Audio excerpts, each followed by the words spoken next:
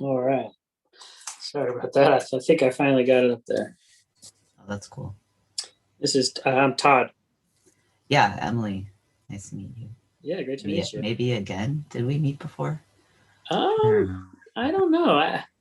Maybe. I came to a live one once. Yeah. 2 years ago, so I might have met you then. Yeah, I think we may have met then. Actually, like really briefly. Yeah. So are you over in Tokyo? Yeah. Nice. Were you? So I'm guessing you were able to see Sam while he was there. Yeah, that's good. Hello. Sam. Hi, Sam. Hello. Tristan, I like your shirt. Thanks. It's the Owl My book that I'm reading from. Is that the cover? Yeah. Oh, cool. I mean, I match it. Wow, this is like, I should screenshot this right now. Hi, Diego. Hey, Sam. How's it going? Good. How are you? Thanks for coming. Great. Thank you for the invitation. Yeah. So have you met our friend Jose? Jose Rico? Yeah. Yes. I know him personally. I met him a few years ago in Mexico. Great. Yeah. That's not where I met him, but I feel like that's where I met him. Yeah, we're good friends. We met through David Shook like 5 or 6 years ago. I don't know, 4 years ago or something, but yeah, he's read with us many times, and I think he's probably the only person who's read translations. He read his stuff translated into English, but it was by a friend of his. Oh, okay. Yeah, he didn't translate them himself in that case, so. Interesting. Yeah. Well, I also had a few fragments. Well, I've had my work translated by other people, but I wasn't sure if that was in the spirit of things. But I've already. But I think what I have is pretty cool. Yeah. Well, I mean, I think it's gonna be good. You know. So, Tristan, can I just ask you real quick? Is it Kuzki? Is that how that person's name is pronounced? Yeah. What's going on there? Is that like a? It's Sho Kuzuki. It's like Kuzuki. Right. Okay. That's all I was wondering. That was my question. Yeah. Yeah. She just writes it in her way, I guess. Okay. Cool. Yeah. Yeah. Yeah.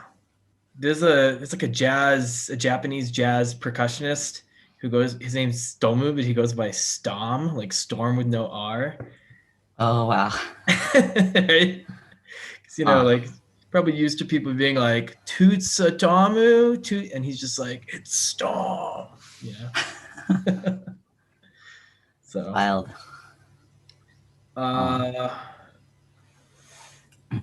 Well, good morning. Is it a good morning? Did I sleep last night? I think so, for a little while, maybe. Yeah. I tried. Yeah. Well, I slept long enough to read about being eaten by sharks. So that's the important thing. Yeah. Well, so I mean, how long are you going to read Shark Friends in its entirety, or? Yeah, it only takes a few minutes. Right. Yeah. I mean, I know you shared it with me. I just didn't know if that was the whole thing. Yeah. So we're waiting on 2 more people, huh, Todd? Yeah. I'm going to paste a YouTube link. It'll stream there too if people want to just join passively.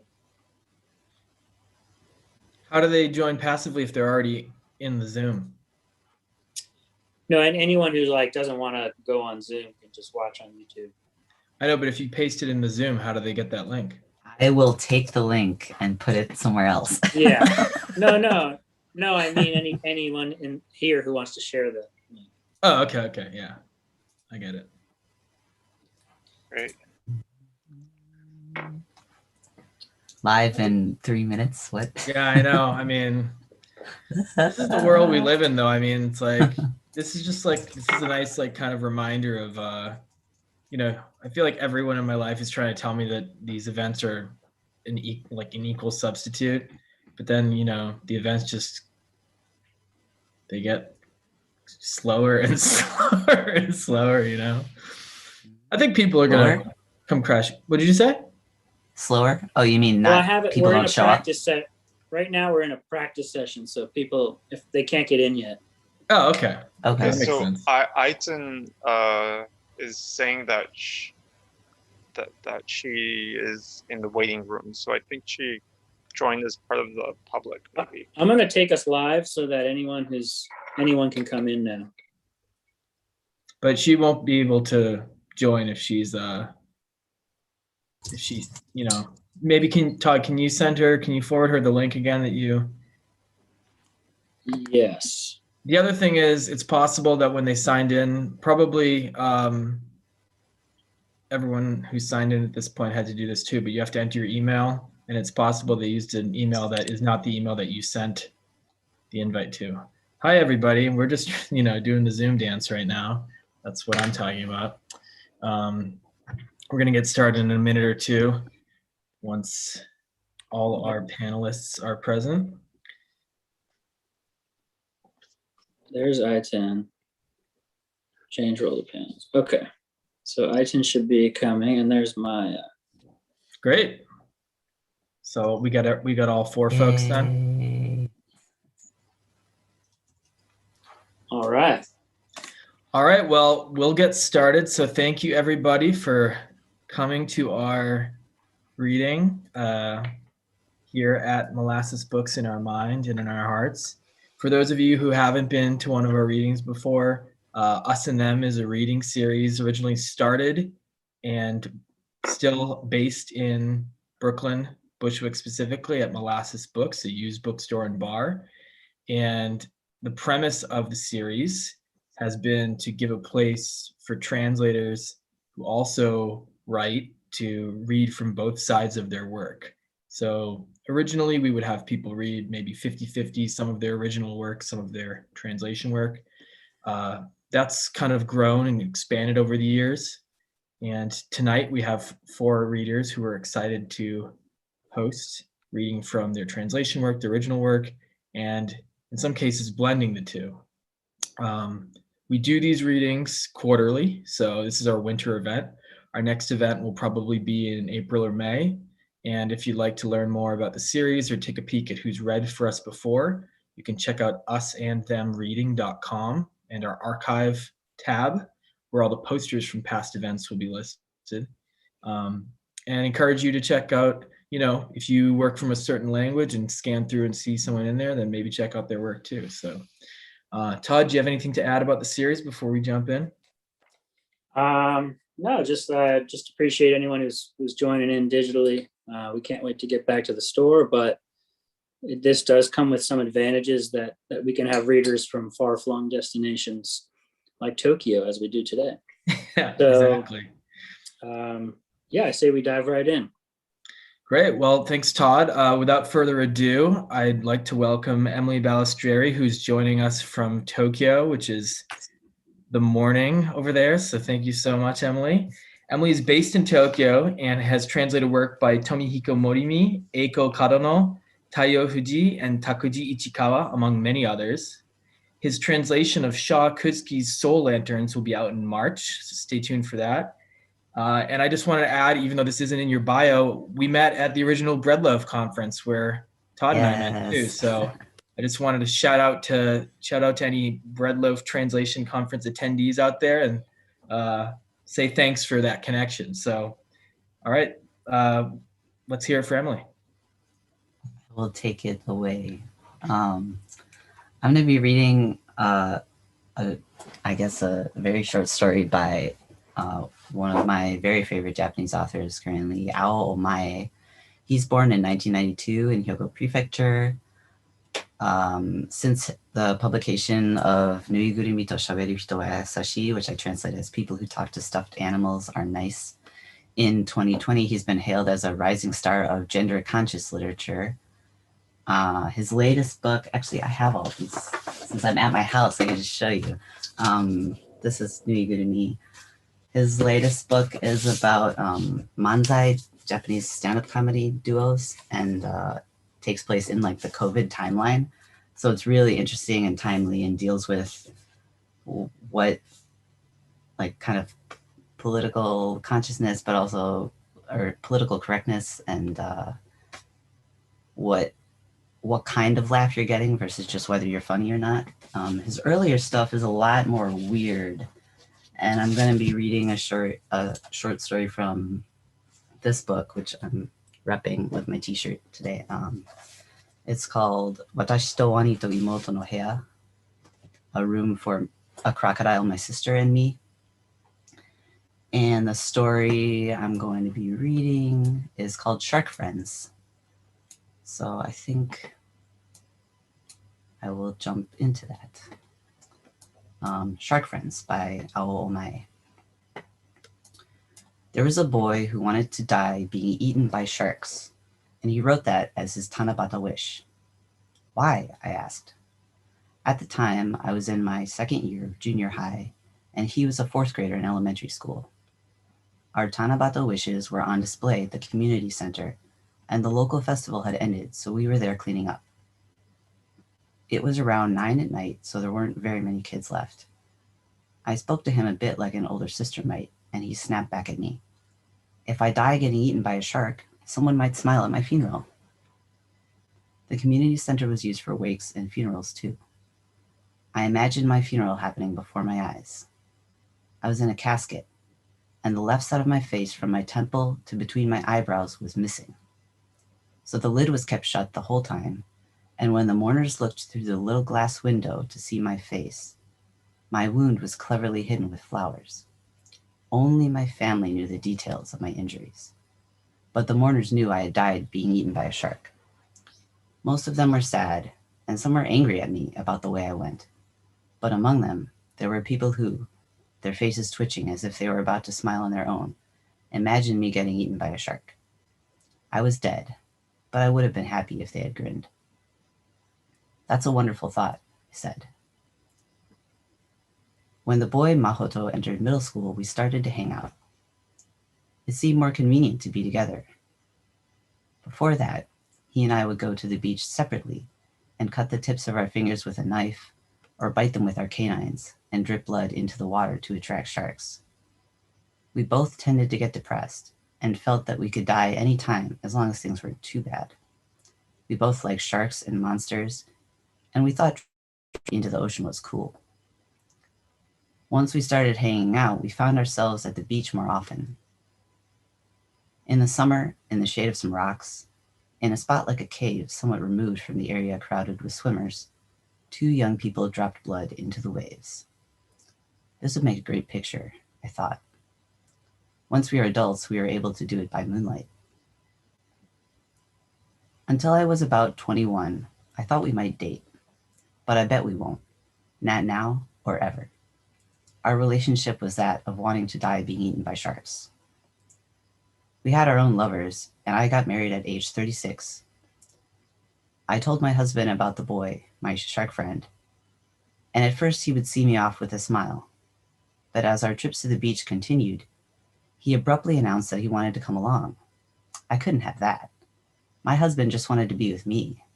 He didn't have any interest in dying being eaten by sharks. We argued. Gradually, he grew distrustful. I can never say that word. We divorced, and when I remarried 8 years later, I didn't tell my partner about my shark friend because my shark friend was in the hospital. He had a disease that gradually weakened his immune system, so he couldn't go to the beach anymore. The first time I went to visit him, I put my hands together on my head to make a fin and walked in bent over, swerving back and forth. I opened my mouth wide and pretended to swallow him up. He got annoyed. Cut it out. Sorry. No, I'm sorry. You just look so much like a shark. We haven't talked about sharks since that day. We aren't shark friends anymore. Now we're just best friends. Some days I tell my husband I'm going to visit my best friend, and then I don't go to the hospital. I go to the beach and bleed into the water, wading farther and farther out. I keep hoping a shark will come and take me away, but the waves wash me and my blood right back up. The end. All righty. Thank you so much, Emily. Thanks for being up at odd hours to speak to us Thanks for over having there. me. And that's an all new story that hasn't been published anywhere yet. So it's exclusive to this meeting right now. It rung a bell because Sam and I actually began as shark friends. That is actually true. It's a different story, but and Emily, you have published some of Aomai's work, right, in English? Yes, Beam is on electric literature, and there's another short story called The Old Woman's Skin, which is on I forget it's like a short / Japanese government kind of cultural.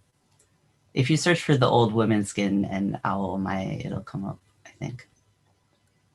Cool. I just dropped Beam in there in case anyone wants to check out any more. Yeah, I can throw the link in of the other one too. Alrighty. Thank you, Emily. That was excellent. Let's keep moving on here. Our next reader is a poet, Maya Evrona, person I came in touch with through ALTA, the American Literary Translators Association. If you're a translator, definitely take a look at what they're up to. She's a poet, a memoirist, and a translator of Yiddish and occasionally Spanish poetry. Her work has received fellowships from Fulbright Program, the NEA, ALTA, and elsewhere. Maya Evrona.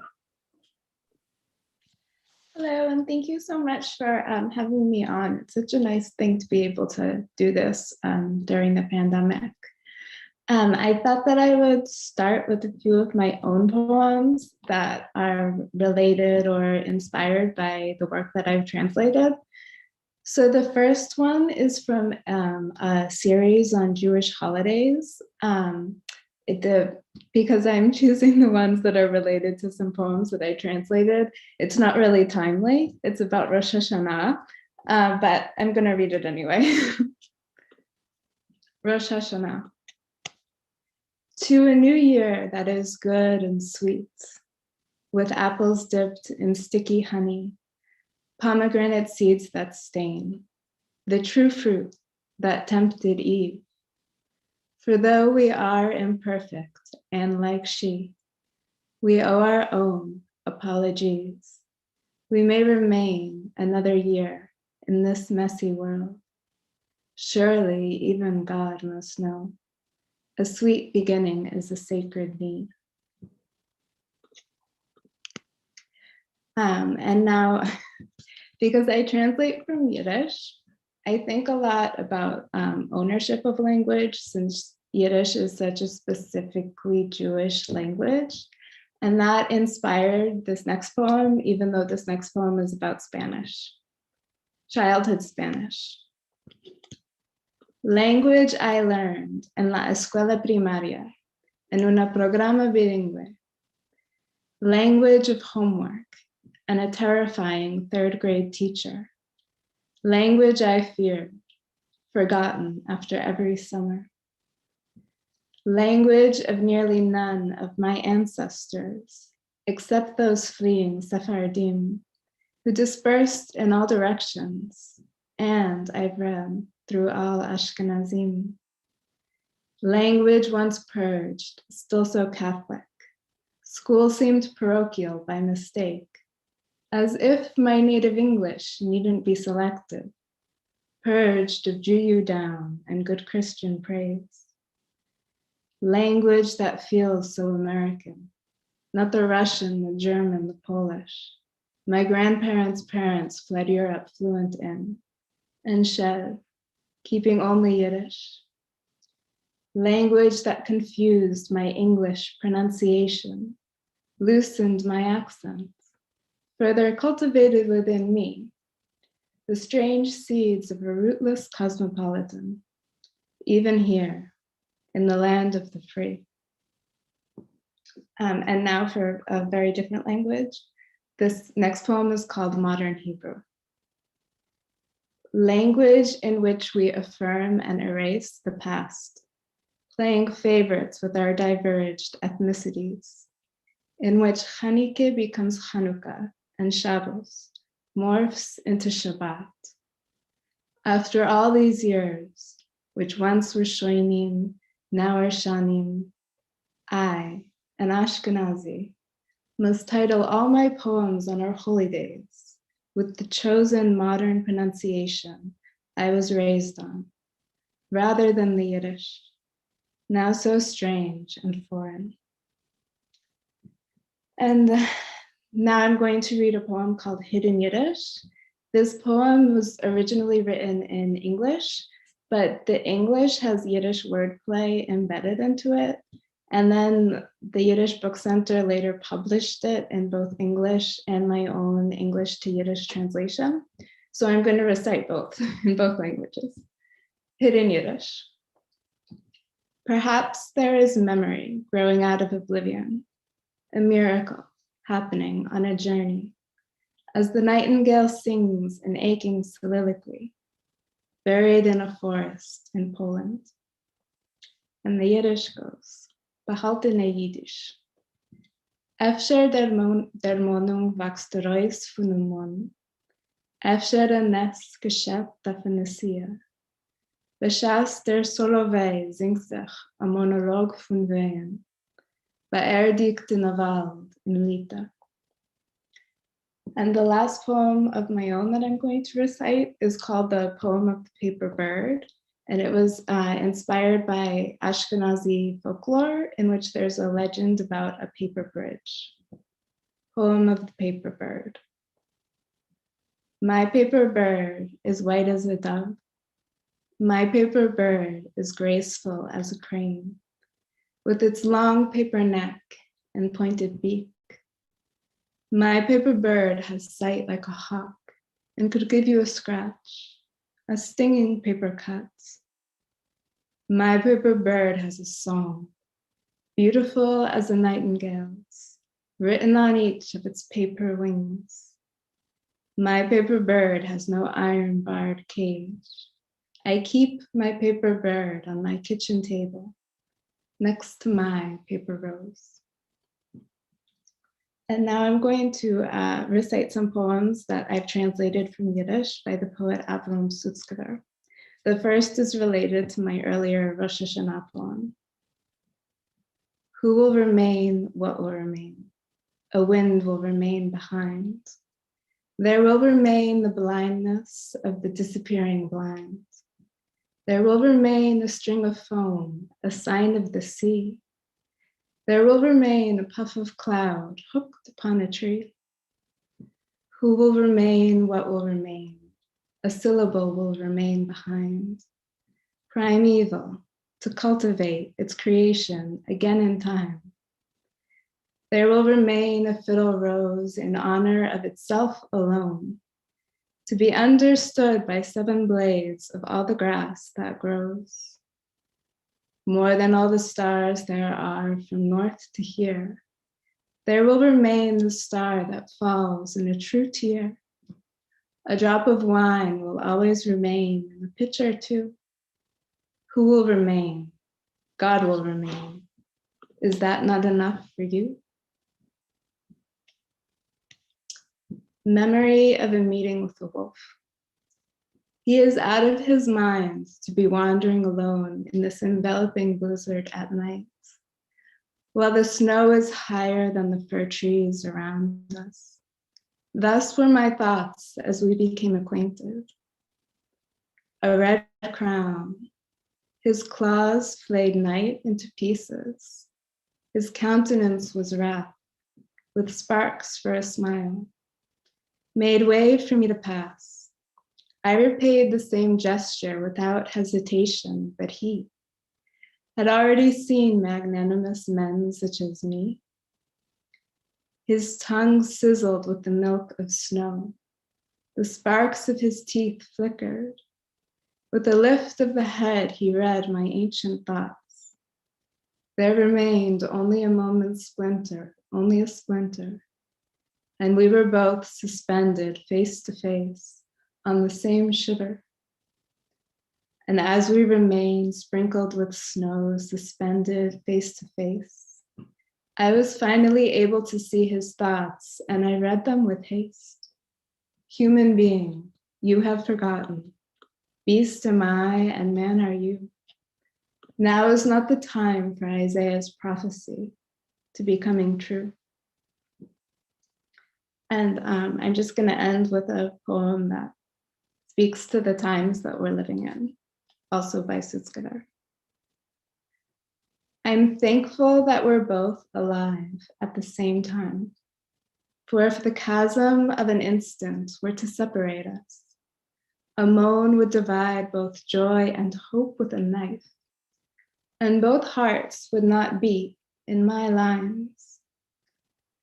I'm thankful that we're both alive on the same earth, and like two stars in a well, we both merge, a you and I.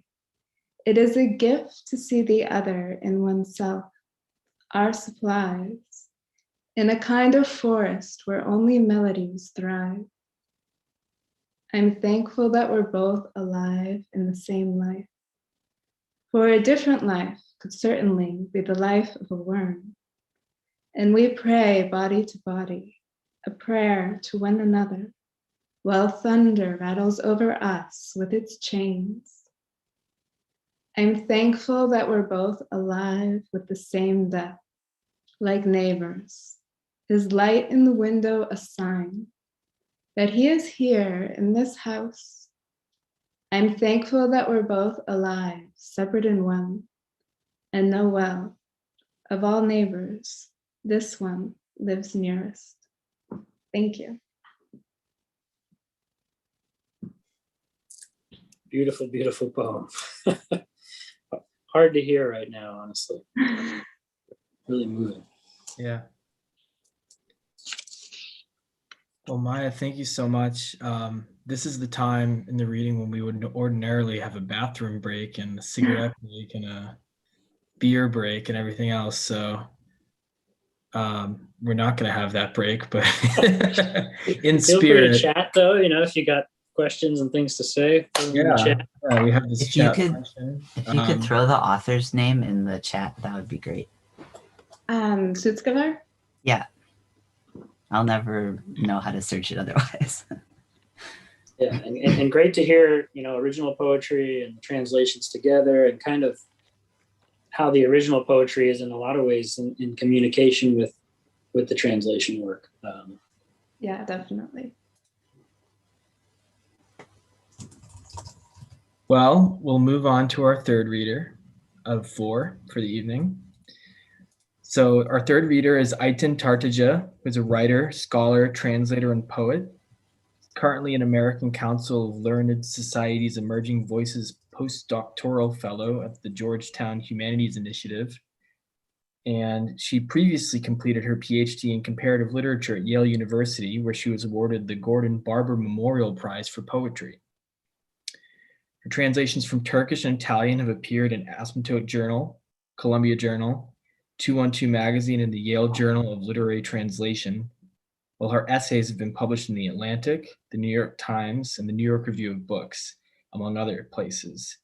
She's currently working on a book-length translation of Tomris Uyar's short stories. Thank you so much, Todd and Sam, for including me tonight and for introducing me to Emily and Diego and Maya's work.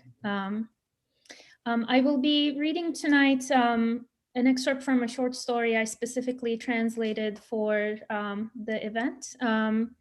But I will give you a very quick intro about Tomris Uyar. She is one of the most, if not the most important female writers in 20th century Turkish literature. She was born in 1941 in Istanbul. She studied journalism. She only wrote short stories.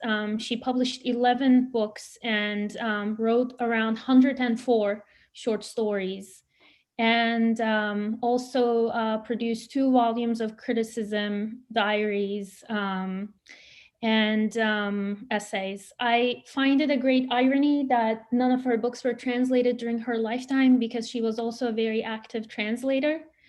She translated over, I think, 60 books into Turkish from authors such as Virginia Woolf, F. Scott Fitzgerald, Flannery O'Connor, and in most cases, she was the first person to introduce these writers to a Turkish audience.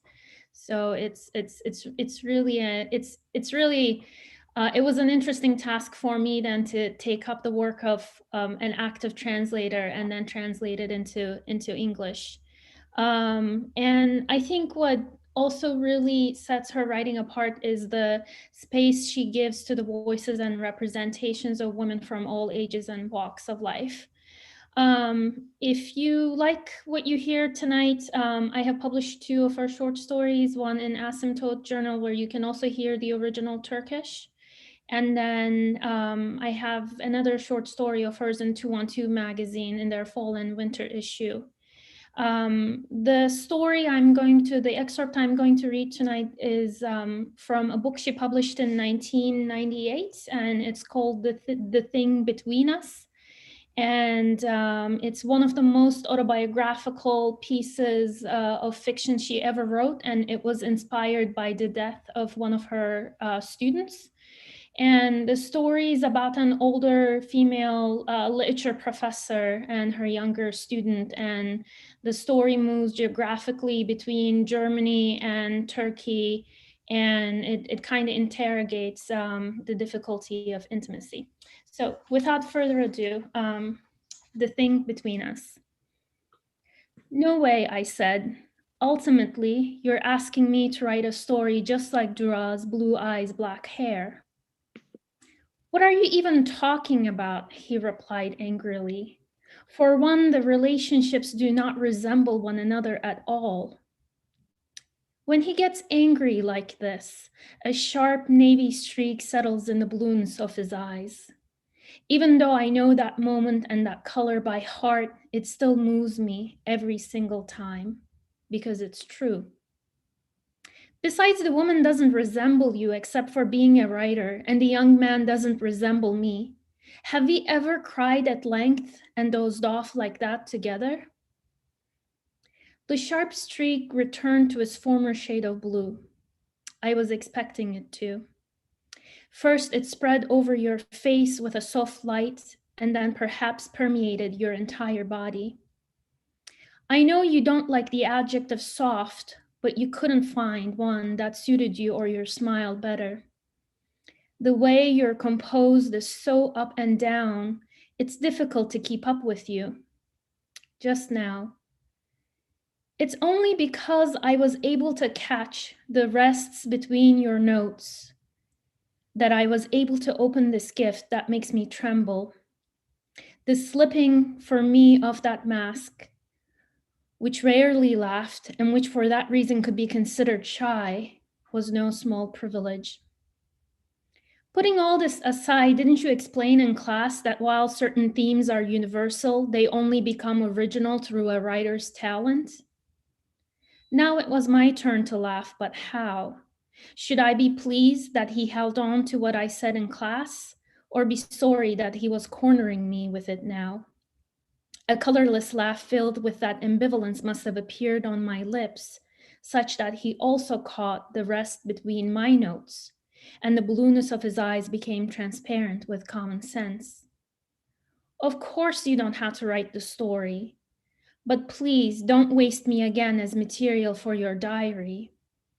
In the end, we have both made a formidable effort to understand this thing between us, and it cannot be glossed over in just 2 or 3 paragraphs. It doesn't resemble anything we know. Look, you're right about that. As you know, I don't enjoy being right. Don't I know it? We were discussing these at a cafe in Potsdam in the days after the fall of the Berlin Wall.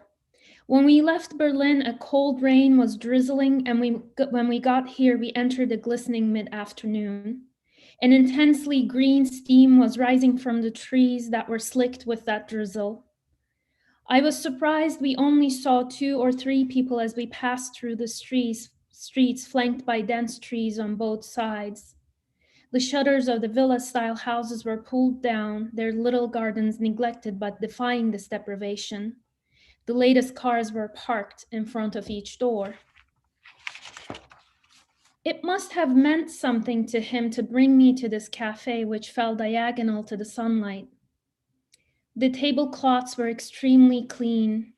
The prices of the drinks and food on the pretentious-looking menu were affordable, but you couldn't order the majority of them. The waiters wore tux jackets, but the toilets, which I visited at one point, didn't flush. To wash my hands, I had to use the smelly water that had accumulated inside a plastic bin and which had become thick from waiting. A dirty towel had been hung up on a nail in a little farther up. I wiped my hands on my pants, went downstairs, and passed by a young woman drinking coffee and rocking a baby in a stroller, as well as two ferocious teenagers covered in piercings.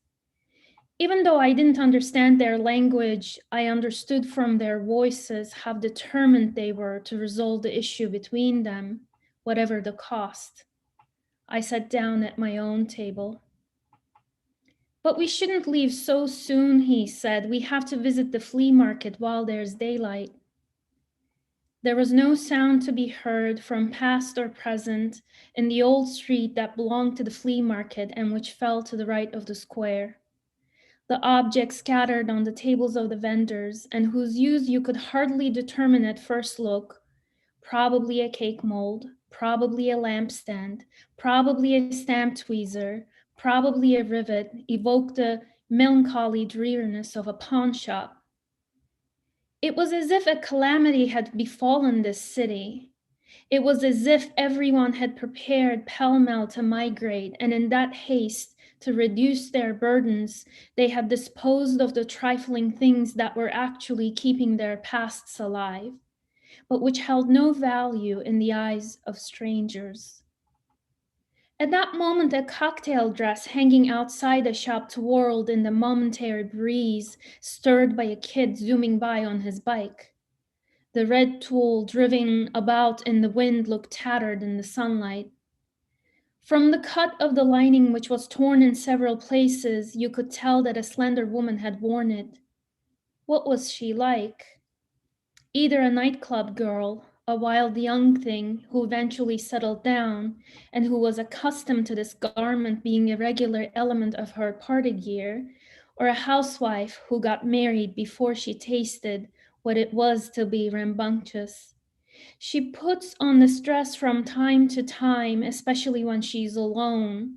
She examines herself in the mirror, garnishes her drab life with this color, and drifts into dreams. This was all the data emanating from the tulle, the lining, and the body. I couldn't think of a third possibility. Why did you object to me buying you that cocktail dress? You could have worn it tonight, or I don't know, used the lining as a nightgown. You could have put it on whenever I stopped by and we would have laughed about it. It wasn't kitsch enough. It gave me the feeling of getting your hands on someone else's private life. Come now, tell me the truth. What you're saying is only partly true.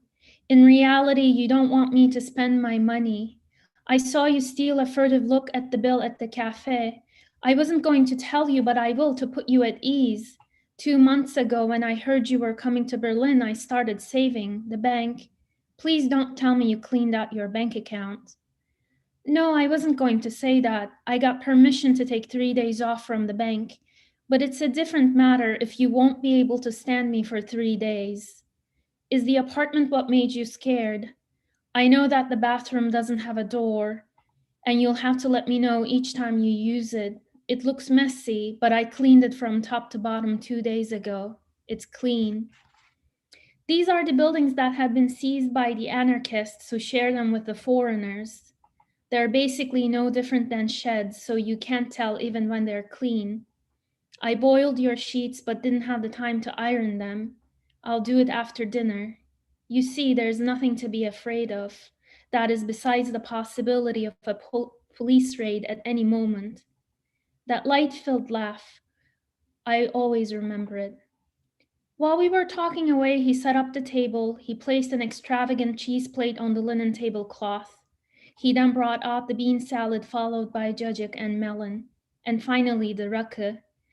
And as he emptied the bottle into a small carafe, he asked, "What would you like to drink while the table is being prepared? Choose something from over there." It wasn't enough that he had prepared a spread of my favorite mezes, but he had also lined the shelf with my favorite spirits too. Are you insane? I burst out. Not yet. Were you insane when you were hosting me at your house? But I let you help me in the kitchen. I let you make the white bean dish and the salad. Fine then, I'll leave the shrimp casserole to you. Thanks, I wish you'd also let me speak. For one, I didn't know you worked at a bank. I guess I forgot to write about it. I know I'm speaking too much, but believe me, I miss Turkish. The Turks here all speak German with me, but even if they spoke in Turkish, it's not the kind of Turkish I miss. I see on top of all your other problems, you're now dealing with the issue of being too fluent in German. All right, I'll take a gin and tonic. I'm glad you decided quickly. As he looked at his watch, he said, we're running out of time. For what? You'll see. In a way, we're running out of time to speak Turkish. My eyes drifted to the black suit hanging from a nail placed next to the cracked floor-length mirror. A fedora had been set on top. They were both brand new, and among the few details that betray that you live here, in this hangar-like space. Of course, there are the porcelain items. As I was about to say, come now, enough, we'll take care of the rest together, I noticed there were 3 settings at the table. I changed my question to, are we expecting a German friend of yours? Yes, my wife. When you saw that I was surprised, you added, she can't speak Turkish, but I've told her so much about you. She's stopping by to meet you. Her place is quite far away, so she might be a little late. It's not as you think. We're really good friends. What was I supposed to think? It's not like a lot of the marriages you see around here. It's not just for the papers. I'm glad you informed me. Did you think I was so naive as to suppose you could enter an arranged or pre-negotiated marriage? It's not that easy. At first, I thought she wanted a friend who would leave the country and to whom she could pour her heart out. It never crossed my mind that over time she would actually form a bond with me. The liquor you see on the shelf is what's left over from our wedding. Now guess, my dear teacher, how did I make this young girl feel like a bride? I wouldn't know. The night of our wedding, I bought her a round-trip ticket to Paris so that she could meet up with her boyfriend. It wasn't even a closed ticket in terms of dates. She could stay as long as she wanted. Your eyes are welling up. I can assume I passed the test. Let's change the subject. What would you call my job at the bank? Being a translator, an interpreter, or a dragoman? In a little bit, we'll have to switch to English anyway. So, thank you so much. I was going to read 2 poems, but I'm not sure I have time. So maybe, yeah. Yeah, I would say save them, and then because we do have a little time, and if we have only a few questions, we can punch them in at the end. That actually sounds great. Thank you so much for listening. Yeah, that was really. I loved it. Yeah, seriously. Honestly, my favorite moment is at one point you use the adverb pell-mell, which, it's like, in some ways, like if someone had written pell-mell, they might have done it kind of in the momentum of a sentence. But to translate it is like, you probably saw something that was like frantically or hastily, and then you came up with pell-mell, which is just this wonderful adverb. So that's what I love about translation. Thanks for that. Thanks so much for noticing that, Todd. I did at first have haste, I then had hurried, and then I decided on pell-mell. I'll now be using it for the next month. Yeah, you live for those pell-mell moments, Yeah, and I just wanted to say, I think, something that in your reading made me think of is just how, most of us who attend these readings are probably reading or hearing literature from places that we'll never go to. I mean, if you go to a couple of these at least, and over the course of doing these virtually, that's become all the more kind of potent a feeling. But it's really nice to have a sense of maybe, I don't know, hearing the Turkish origins, for example, of the story, in this case, behind the English is something that, that's kind of what we're all trying to do. And something that Maya and Emily also, and now Diego is coming up too, are sharing with us. So Todd, would you like to introduce Diego? Yeah, absolutely. Excited to introduce Diego. I think our second poet only ever to be translating from Spanish original texts of his own into English. And I think Jose Rico, the other one, is here with us from Finland somehow. So yes, our final reader, Diego Olavarria, born in Mexico City in 1984, but he was brought up in Utah, Honduras, and Cuba. His debut book, El Paralelo Etíope, covered his journeys through Ethiopia, and it won the Ricardo Garibay National Young Book Award. His second, Historia de Nuestro Futuro, looked at the historical events that have transformed the natural environment in Mexico. And in 2020, he was awarded the Premio Nacional de Bellas Artes for Honduras. And he's translated works by Henry David Thoreau, Paul Thoreau, very different spelling of Thoreau there, I'll warn you, and Tessa Hadley. Diego, thanks for joining us. Thank you, Todd, for the introduction, and thank you once again for the invitation. I'm very excited to be here, and it's been wonderful to hear Emily, Aiton, and Maya read. I truly apologize for the somewhat odd gesture of translating myself, and I promise it has very little to do with me being an egomaniac and more with the opportunity of experimenting with translation.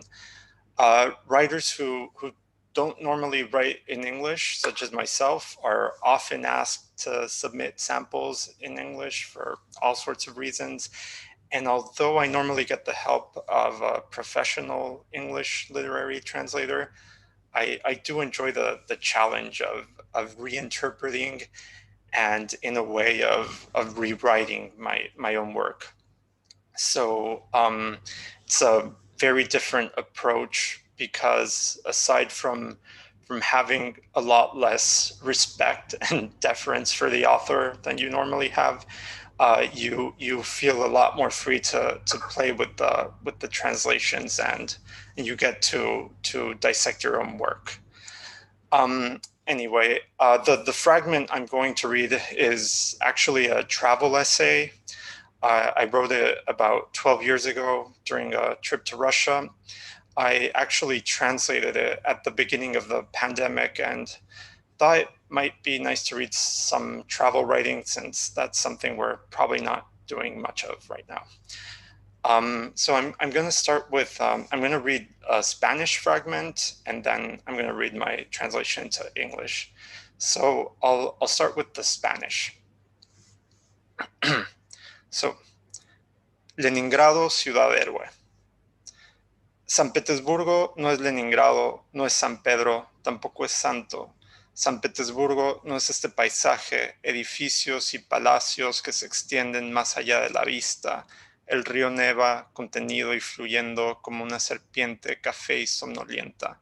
San Petersburgo no es esto, la plaza de Leno con una capa de 15 centímetros de mierda, Dostoyevsky caminando por la calle maldiciendo el instante en el que Pedro el Grande tuvo la puta idea de construir una ciudad sobre unas pantanosas e infames islas. San Petersburgo no es este cielo, el sol flotando, melancólico, frío, color sangre, el cielo a 60 grados norte, los cables eléctricos colgando, el viento acariciando las banquetas y la basura, el olor a desagüe escapando de las chimeneas. San Petersburgo es el sueño y a la vez la pesadilla de un poeta, una musa de primer orden, hermosa, llena de sangre, perturbadora, real. San Petersburgo no lleva maquillaje, es lo que es, una ciudad monumento, una ciudad herida, ciudad cementerio, calles llenas de soldados miserables, recorridas por olor a vómito de los innumerables borrachos que desayunan, comen y cenan cerveza báltica y vodka. mendigos vulnerables, tristes, vendedoras de frutas del bosque, hermosos puentes suicidas. Comparada a Moscú, es demasiado europea. Comparada a Europa, es demasiado rusa. Pero básicamente queda claro, es un lugar donde odiar la vida no resulta una proeza demasiado complicada, donde la tristeza, la grandeza y la belleza son moneda corriente. Afuera de la estación de trenes, en el Nevsky Prospekt, un gran letrero afianzado sobre un edificio reza Leningrado, ciudad héroe. Eso también, porque hace menos de 65 años, durante el bloqueo nazi de 900 días, 1.5 millones de peterburgueses murieron porque tenían hambre, porque tenían frío, porque alguna bomba alemana les cayó en la cabeza, porque no aguantaron la dieta de 2 rebanadas de pan negro relleno de aserrín durante 3 años. Apenas tiene 300 años, pero esta ciudad está más que acostumbrada a ver morir a sus hijos. Aristocrática de estirpe, en sus arterias corre sangre fría, azul como el cielo, helada como el río. ¿Qué carajos es San Petersburgo? ¿Es acaso estas fábricas estoicas, estas torres industriales que veo en el horizonte, o es el sonido de las balas de un octubre lejano, la melodía que suena en los acordeones roídos de los músicos del metro que cantan canciones Roma? Desde un apartamento, piso 7, de un edificio construido en tiempos soviéticos, miro el cielo de madrugada, luminoso, miro el Parque de la Victoria, silencioso. Ya demolieron la antigua fábrica de ladrillos que durante la ocupación se convirtió en la incineradora de cadáveres y que quedaba del otro lado de la calle, ahí donde pasa ahora una señora con un periódico en la mano. San Petersburgo es un día largo, larguísimo. Es el día más largo que haya visto. Desde el momento en que pisé la estación de autobuses hasta el momento en que escuché el último Ashtarojna Tviri Sakravayotsa en el metro, no distinguí una sola estrella en el cielo nocturno por el simple hecho de que no hay cielo nocturno. Lo que hay es una luz neblinosa, un estado de indecisión en el que el viento arremolina el polvo, los relojes se confunden y las noches pasan con la misma levedad de una siesta. Despierto a la mitad de la madrugada y es imposible saber que desperté a la mitad de la madrugada. Miro el reloj y en cualquier otra parte del mundo juraría que está averiado, pero no lo está. San Petersburgo no es esto. La silueta de los edificios neoclásicos y los bloques modernistas, el calor de una flama que conmemora a los caídos de un diciembre de 1905 y donde a las 23 horas 6 minutos un desamparado de shorts y sudadera aprovecha para calentarse las manos. Una pareja que va de la mano avanza junto al río y luego cruza un puente desde donde, si le creemos a un novelista decimonónico, sabemos que alguien alguna vez se tiró al agua y se dejó llevar por las corrientes buscando la muerte. Un niño que detiene a su abuela para mirar una fila de patos que nada tras su mamá pato, confundidos por las paredes de piedras. 2 personas que desde la cúpula de una catedral contemplan los ríos y los puentes que se abren, la ciudad que se desmorona, la ciudad que se renueva. And now I'm going to read in English.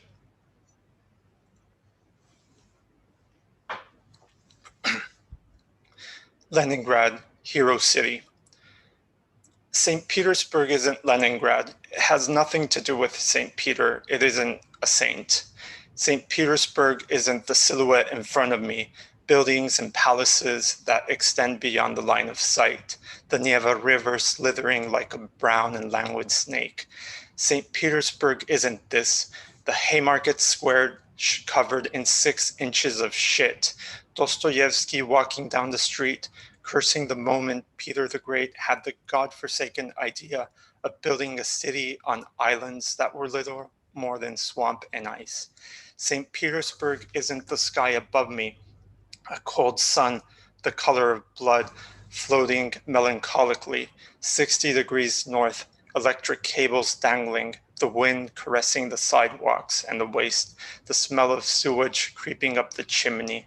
St. Petersburg is perhaps a poet's dream and a poet's nightmare, a muse of high order, a beautiful, disturbing city full of blood, real to its core, a monument of a city, a wound of a city, a cemetery of a city. Penniless soldiers line the streets that reek of vomit. Blame the stench on the uncountable drunks who take Baltica beers and vodka for breakfast, lunch, and dinner. Old women sell berries from small carts, and the bridges look like perfect places to consider suicide.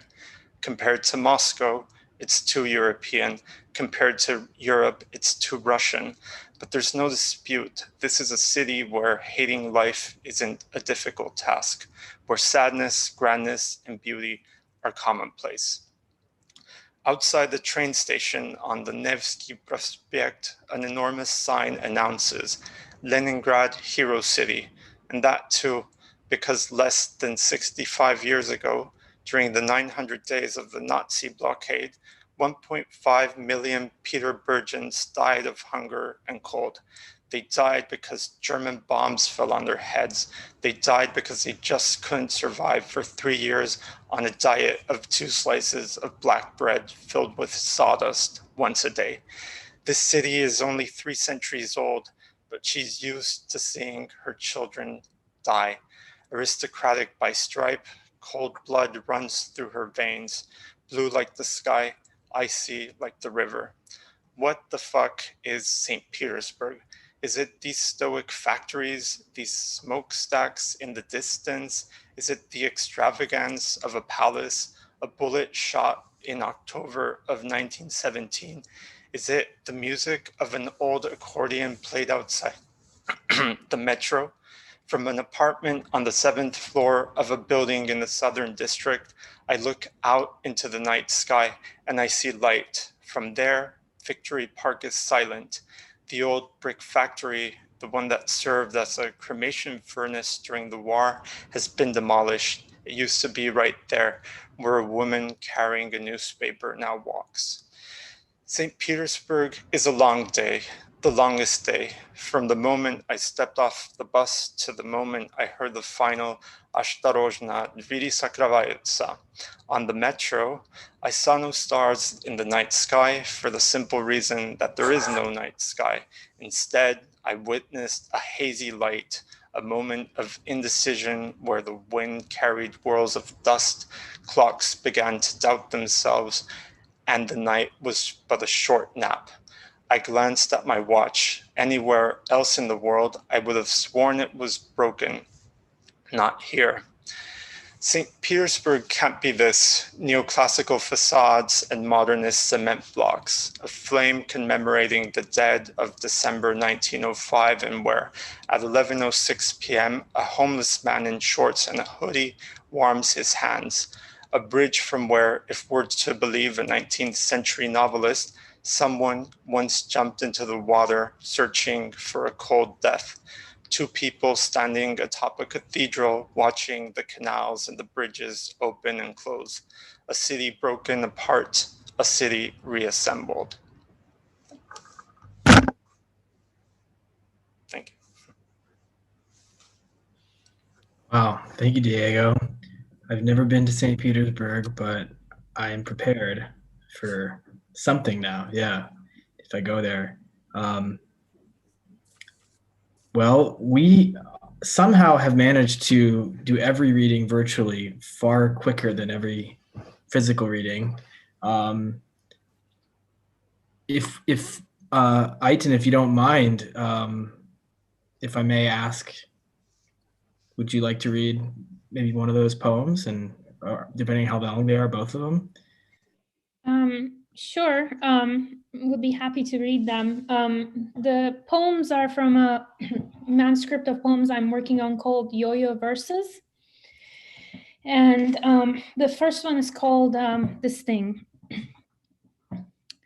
The jellyfish appeared in August in swarms, voicelessly descending, like colonies of red-brown payment ants that coalesced around the chunks of feta cheese, my brother and I scattered on the kitchen floor. Yet it was still impossible to divine what day they'd arrive, so the expectation never wore out the novelty, the thrill of one morning waking up to white specks of snow, slandering our seas. Swimming no longer fluent, we rake the waters, hunting for bell-shaped hoods, their colors blinding. Our touch of limits voltaic, we got stung on purpose sometimes. Nematocysts plunging into our skin, toxins just shy of killing.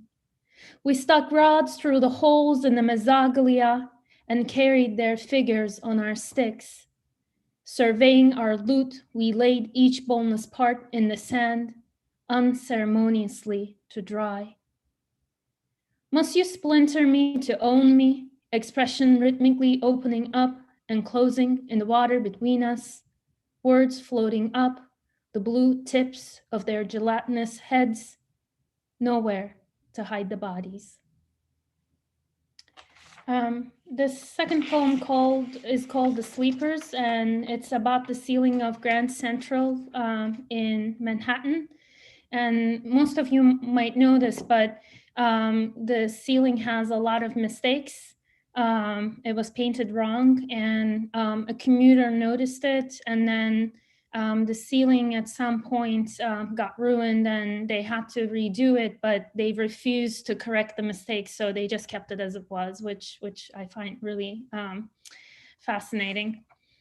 The Sleepers. The Americans took a yo-yo into space. On its string, it rolled gracefully down, but without gravity, refused to go to sleep. Yo-yo is Tagalog, come, come. Yo-yo is street Turkish, no, no. Escalating down from the MetLife to Grand Central, I see the ceiling is no full night sky, just a handful of lucky zodiacs from October to March. In my head, I'm placing my hands around a pair of scissors to cut up this cerulean. What an ancient communer from New Rochelle once pointed out, I now point out to you. They have the ceiling all wrong, and backwards the stars are capsized. East is west. It's how the gods see it from the outside, not as we should see it, standing here together, looking up. Come, come, we aren't gods. When the ceiling mildewed away, they painted it all over again, keeping it as it was, flawed. And it was a pretty good ceiling for all that. Sight still has something to do with love. A palimpsest is either the most tragic or the most ingenious trick, giving space and forgetfulness in equal measure. Its logic says what doesn't belong to now must be scoffed off. We too must be scraped clean, snapped back to the beginning. Thank you. Well, thank you so much for that bonus reading at the end. Those last images in particular really made me think of some of the things that came up in Diego's translation too. The idea of having a place in mind, maybe visions of a place that precede your arrival, and maybe even stack up with the memories. And yeah, I wanted to add too, since we jumped right into those poems, Diego is really fascinating just to hear literally both sides of your work, to hear it in the Spanish, and for me, not knowing Spanish, picking out like one thing here and there, but then really hearing it in the English, which is something we don't always get to do. So thank you so much for that. We have a second if any of the readers would like to say a word about any of the other readers or anything they've read. We have a moment, so please feel free to unmute yourselves and say things if you'd like to. I had a question for both Diego and Maya. Diego, I was wondering what the process of translating yourself is like, whether it's a lot of work and whether you also feel like you're actually rewriting it as you're translating it, whether you kind of let some differences be in each of the versions. And then Maya, your poems were just so beautiful, and you told us that they were informed by your translations as well. So I wanted to hear more about how that process kind of works for you. How you come to be influenced by what you're translating, what kind of an effect it has on you, whether it's, you know, oral in terms of diction. So I would love to hear more about that. Sure. Thank you for the question, Aitan.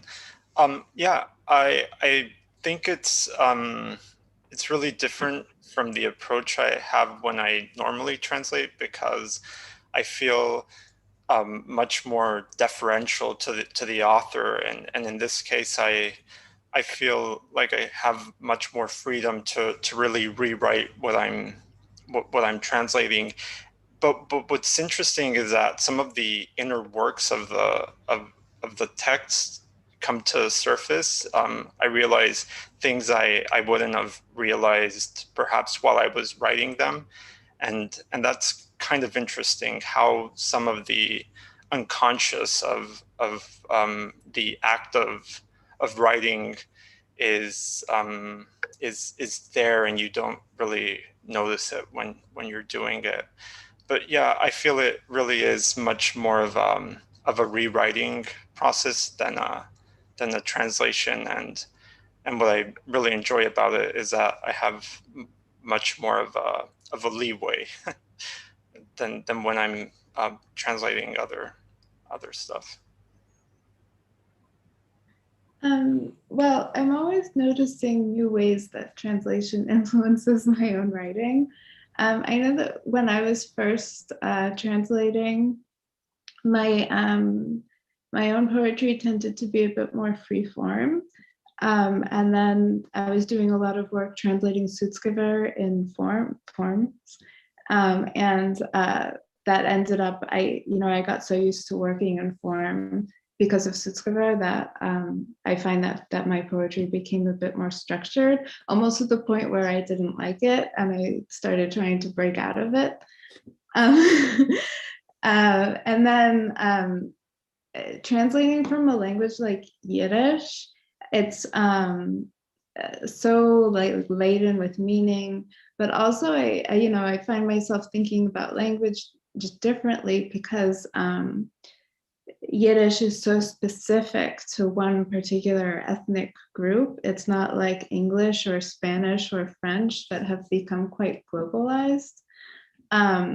So that really gets me thinking about the languages we speak and who they belong to, and what my relationship with English is. And that comes out a lot in the poetry that I write. And then beyond that, like with my Rosh Hashanah poem, where I started writing about like what will remain, it was only after writing that I realized, oh wait, I was responding to that Sutskever poem, but it was like years after translating the poem. But I read it all the time because it's in my manuscript and it's his most famous poem. So I guess in that sense, it's just a function of deep reading coming out. But yeah, I'm always noticing new ways that, and I think about Yiddish words a lot, which is how I ended up writing that hidden Yiddish poems, because it's an interesting language. And when a language isn't your first language, I think you notice things more that you don't notice about your own language. But I loved your story and your poem. Thank you. And correct me if I'm wrong, but you recited them from memory, right? Yeah. That was really beautiful. Thank you. Yeah, it's really special whenever anyone reads like that, but it's even more amazing that you can kind of like feel that over the distance, right? And see it kind of through the screen. So yeah, because no one really knows if I'm reading it on the screen or not, I guess, with Zoom. The secret teleprompter.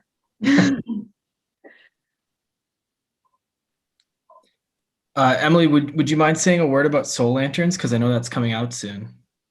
Oh, sure. Thank you. So it's by Kusuke Sho, who is a second generation atomic bomb survivor.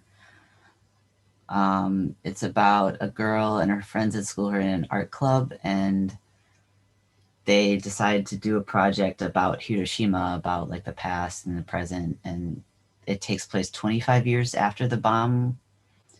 So the kids themselves haven't experienced it, and they kind of have trouble wrapping their minds around, like they learn about it at school, but they're just like, that really happened? Like, but the people around them, the adults, have experienced it. So they go into their community and kind of learn from their elders, and you learn a lot about the history, but I feel like you also learn about kind of how to live in a community and like learn from people around you. And it's a really beautiful book, and I'm really glad that it's going to be in English.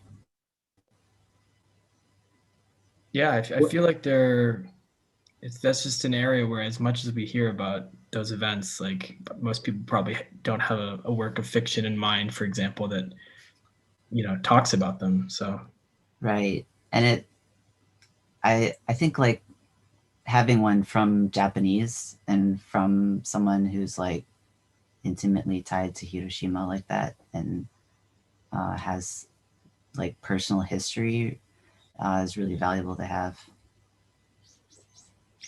And where's it coming out? So I'm really nervous about it, but I hope everyone finds it as moving and as I did. It's coming out March 16th. Wow, soon. I think.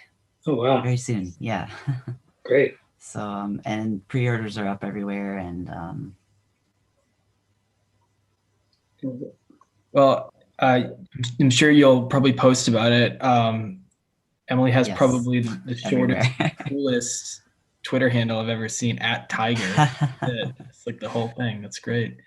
Yes, please follow. Yeah, how'd you get Tiger? Tell us about that. I used to work at Twitter. That's why. Oh, wow. Yeah, I knew there was something going on. You can't just get Tiger. Well, I think probably we'll wrap things up, I guess, at just about an hour. But thank you all so much, Emily, Diego, Maya, Aiton, and Todd. It's great doing these. Please let us know, how these books are coming along, and we hope that anything that you haven't published yet that you've read tonight, that it can find a home. So thank you so much for doing this, and it's so nice to virtually meet the other translators. So really, I know I already said this, but it's so nice to have this during this time. Yeah, thank you, Maya. And thanks to all the attendees. Nice to see some familiar Molasses faces and former readers and all kinds of friends I wish we could be hanging out with. So thanks for tuning in on your Friday.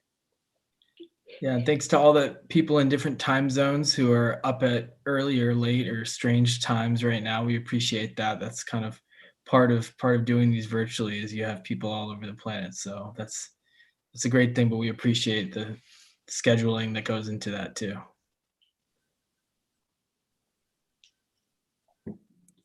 All right. Well, thanks a lot, everybody. We're going to say goodbye. Yeah. Thanks, everyone. Find me at Tiger on Twitter.